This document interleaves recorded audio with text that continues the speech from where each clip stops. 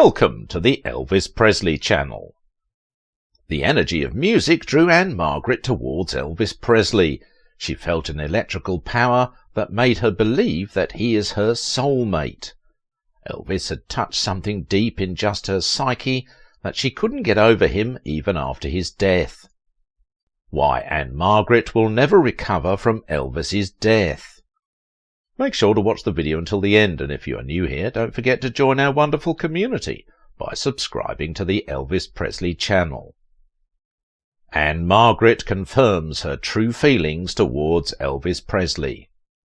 Ann-Margret, a Swedish actress, emerged in Hollywood in the late 1950s.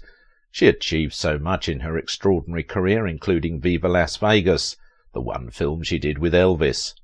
It was one of her best, partially because of their outstanding on-screen chemistry. In a short time, a sizzling relationship soon made the headlines, despite Elvis Presley being in a relationship with his girlfriend, Priscilla Margret once explained how the connection between her and Elvis was unique from the beginning. As they worked together, their relationship blossomed into a serious affair. Though Elvis chose to marry Priscilla, Ann-Margret always talked highly of Elvis. She was the only co-star of Elvis who attended his funeral and hosted Memories of Elvis. Though she remained loyal to her husband throughout her life, her autobiography and interviews after Elvis's death clearly indicate how much she loved and respected Elvis Presley. She generally avoided saying much to the public about her personal relationship with Elvis and rather focused on their friendship in her autobiography. But in a 1994 interview, Ann-Margret offered insight into her bond with Elvis and cherished his memories. Ann-Margret and Elvis Presley met while co-starring in Viva Las Vegas in 1963, 4 years after Presley struck up his relationship with Priscilla Presley. Ann-Margret had just finished working on Bye Bye Birdie, and this was just another project for her at first. She recalled the moment in her autobiography decades later that how they met at an empty soundstage and said the same words. Except for a piano, the MGM soundstage where Elvis and I met was empty. In the background, a few of his guys hung around observing their boss, a ritual I would soon come to expect. Under the watchful gaze of director George Sidney, a studio photographer snapped shots of what the film company executives figured would be a historic moment. "Elvis Presley, I'd like you to meet a wonderful young lady, Ann-Margret," said George Sidney. "Ann-Margret, this is Elvis Presley." The significance was lost on Elvis and me. I reached out my hand and he shook it gently. "I've heard a lot about you," we said at the same time, which made us laugh and broke the ice. Ann-Margret admitted in her book that she was surprisingly at ease when she met Elvis. Being that he was one of the biggest stars of the time, she wrote, "I'm not really sure why I was so calm about meeting the king. After all, this was Elvis, a man who had captured the heart of almost every woman in America. Little did I know he would soon capture mine." Ann-Margret had no idea what was coming, and she later explained, "Initially Elvis and I might have admitted that the only heat between us came from the hot desert sun, but others saw sparks from the start. Soon it became obvious to all. They hold hands, they disappear into his dressing room between shots, they lunch together in seclusion." According to Ann-Margret, it was the energy of the music that drew her and Elvis together immediately. She explained it beautifully. "We experienced music in the same visceral way. Music ignited a fiery pent-up passion inside Elvis and inside me. It was an odd, embarrassing, funny, inspiring and wonderful sensation. We looked at each other's moves and saw virtual mirror images. When Elvis thrust his pelvis, mine slammed forward too. When his shoulder dropped, I was down there with him. When he whirled, I was already on my heel." It's surprising to consider that both Ann-Margret and Elvis had been very shy towards one another when they first met. "This sounds weird, but I've never seen him perform before I did the movie," she revealed. "I know that's hard to believe. We just found out we were very much alike. We were both very shy. But then you become this other person when you are performing. I loved my parents so much, and he loved his mother so much. We were quiet, polite and careful, but I knew what was going to happen once we got to know each other. Elvis did too. They spent quality time together and enjoyed working together. They rode on motorbikes and consoled each other when John F. Kennedy died. Ann-Margret recalled, "I'm really proud of that film. It was one of the happiest times of my life." Ann-Margret explained them as soulmates. I realised what was going to occur as soon as we got to know each other. Elvis did as well. We each felt an electrical power that went straight by way of us. It would come to be a pressure we could not control. He had touched a thing deep inside my psyche. Though Ann-Margret mentioned she tried out to break up with him initially because he was previously engaged to Priscilla, if not formally just yet, their countless similarities developed their bond essentially inevitable. She unveiled some at the rear of the scenes particulars about her relationship with Elvis. Elvis was surrounded by a team of good friends who were being referred to as the Memphis Mafia. Elvis was their undisputed leader, and they accompanied him virtually in all places. Ann-Margret noticed that Elvis's close friends would slip away whenever she was there. She found that they always took care of her wonderfully. She discussed that her occasional absence was due to the faith she and Elvis were building. As time went on, Elvis grew a lot more and much more snug about me, and most trusting, which was quite scarce with him. Typically Elvis was surrounded by his fellas. They have been a combination support procedure and buffer to preserve outsiders at bay. But the spark between the Viva Las Vegas co-stars was blossoming into a little something deeper.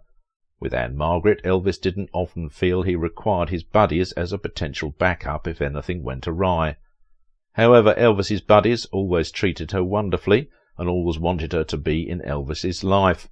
Elvis's cousin, Billy Smith, recalled, "She made his life a little easier because she understood him and didn't make any demands on him. She even understood his need for us. Priscilla never understood that." Marty Lacker said, "Anne genuinely liked people, and she liked every one of us. She wasn't intimidated or threatened by us. I think she also respected us. We used to have a lot of fun with her. She had a terrific sense of humour. We called her Rusty because that was her name in the movie and because of her red hair. Elvis's friends also used to call her by her nickname Rusty, just after the character in Viva Las Vegas, when she was identified as the king at Graceland. The one who, for obvious reasons, feared the couple's heated romance more than anyone else was Priscilla Ann Beaulieu, then just a schoolgirl who had just turned 18, who lived secretly at Graceland, and who had just left high school. Ann-Margret was the opposite of Priscilla. She sparkled, she could dance, she could sing, she could be sexy but also shy and family-loving. You could joke with her and she joked back. She was both smart and humble, and she was fond of bikes. No wonder Elvis fell for her, but he had to choose one. While their affair was fiery and passionate, Elvis Presley still felt an obligation towards Priscilla Presley and felt as though he had to move forward with their marriage. Ann-Margret was somewhat ready for that. There were other factors in Elvis's life that forced him apart from me, and I understood them. Elvis had always been honest with me, but still it was a confusing situation. We continued to see each other periodically until we dated for almost a year. Then everything halted. We knew the relationship had to end, that Elvis had to fulfill his commitment.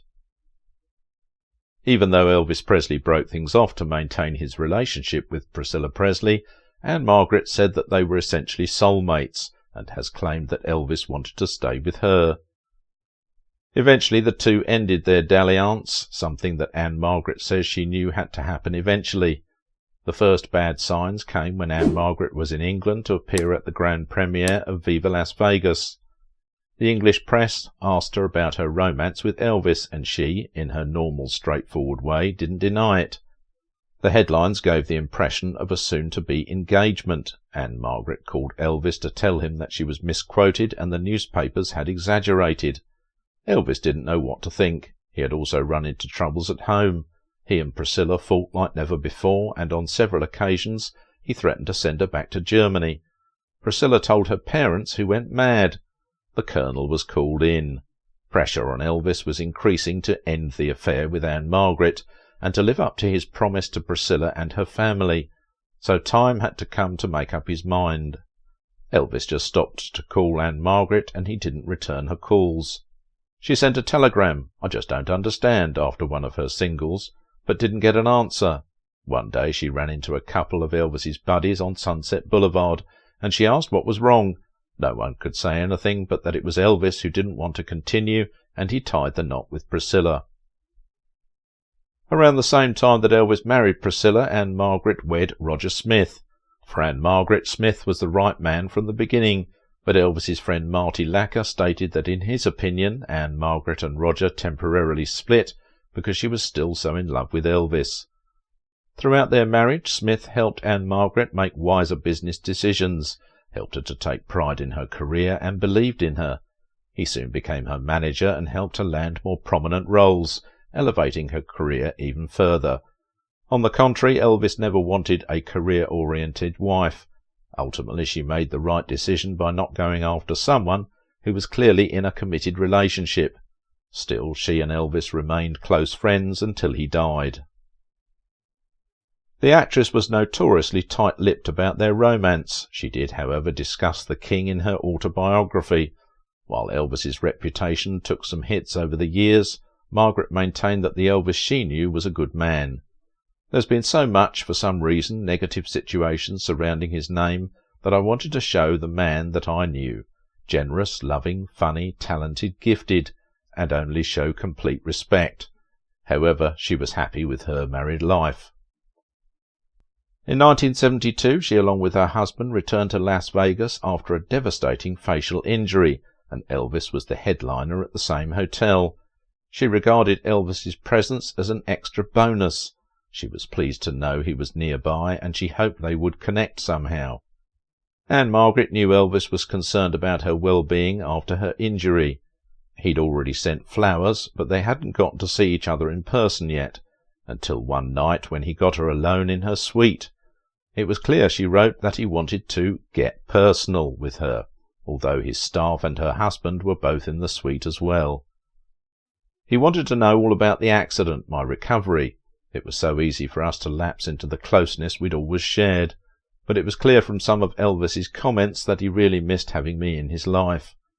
While Ann-Margret indulged Elvis's craving to speak to her, she also recognized that her husband kept wandering by to check the thermostat. The lovers remained friends, and one day Margaret found out that the man she truly loved is gone forever. Margaret revealed the heartbreaking way she discovered Elvis had died. On August 15th, 1977, Margaret didn't receive flowers on opening night for the first time in 10 years. She knew something was wrong. The next day, she phoned Graceland, and that's how she got the news. Elvis Presley hadn't sent her flowers because he passed away. Though Ann-Margret was advised not to attend his funeral, she did anyway. She still loved Elvis as a darling friend and wanted to honour his memory. Even decades later, Ann-Margret became emotional over Elvis's memory. It was extremely difficult for me to write, and it's even harder for me to talk about. I will never recover from Elvis's death. While she does devote a chapter to their relationship, she never speaks of him in anything less than a totally complimentary way. She refuses to divulge dirt. Elvis trusted her. To betray his trust would be unthinkable, even from beyond the grave. She generally avoided saying much publicly about her affair with Elvis, though she kept mentions of him in her autobiography rather vague. She did open up in a 1994 interview with Charlie Rose the same year that Ann-Margret released her book. She mentioned that her connection to Elvis was very strong. She also stated that they had been together for 1 year, during which they developed a deep trust that she still respects today. She expressed that Elvis's talent wasn't acknowledged in his life as much as it was after he passed. In her 1994 interview, it was clear that Ann-Margret deeply cherished Elvis's memory. She added that those she is close with also appreciate who Elvis was, as he treated everyone in her life with kindness and respect. Ann-Margret admired his sensitivity and his originality. Though Elvis attempted to win her back at one point, she remained faithful to her husband, who she was with until he passed away in 2017. She was so loyal to her loved ones that she even remained in touch with Elvis's father. In early 1979, on hearing that Vernon Presley was seriously ill, Ann-Margret flew to Memphis to visit him. We had a good visit, laughing and crying and trading stories, she recalled. He told me how much he missed his son, and I said that I missed him too. To comfort him, she occasionally called Vernon during the months leading up to his death on June 26, 1979. There is no doubt that she was truly in love with Elvis and was a loyal friend. Despite all that she and Elvis had gone through, their friendship is everlasting and will always be remembered by their fans. Thank you for watching the video till the end. If you liked this video, give it a thumbs up and don't forget to subscribe to our channel. See you in the next video. Until then, stay tuned. Now that you know how Ann-Margret felt about Elvis, doesn't it make you wonder why they didn't get married then? Watch this video to find out.